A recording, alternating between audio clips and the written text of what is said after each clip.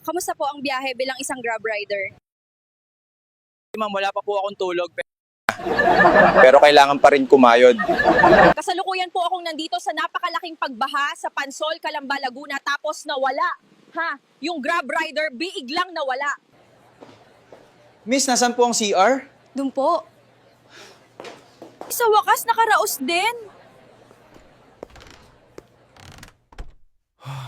Paps, kamusta? Malakas ba? Mukhang nakakarami ka na. Tama ka, Paps. Nakakarami na nga ako. Nakakaraming na akong cancel.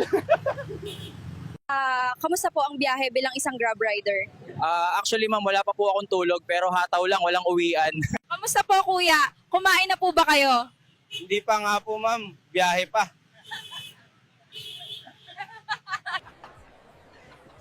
Hey, relax muna mga Paps. Sarap talaga ng bagong loan. Ang dami kong pera.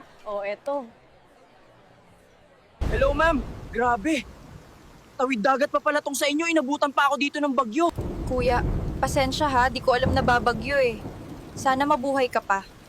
Sana kinancel ko na lang to. Grabe, tag-ulan na naman. Baha na naman. Kaya nga ako gumawa na ng paraan eh. Easy lang. Tuloy-tuloy ang hatawan. Grabe na talaga ang traffic ngayon sa Pinas. Dito dumaan sa itaas. Salamat. Triple N TV. Pinalipad mo ako. Okay na sir, babiyahin na po kayo. Opo. Hataw lang ng hataw. Walang aayaw. Sir. Okay na sir, tapos na kayo. Kumain ng pares, babiyahin na po kayo. Opo, Paris lang. Malakas. Walang aayaw.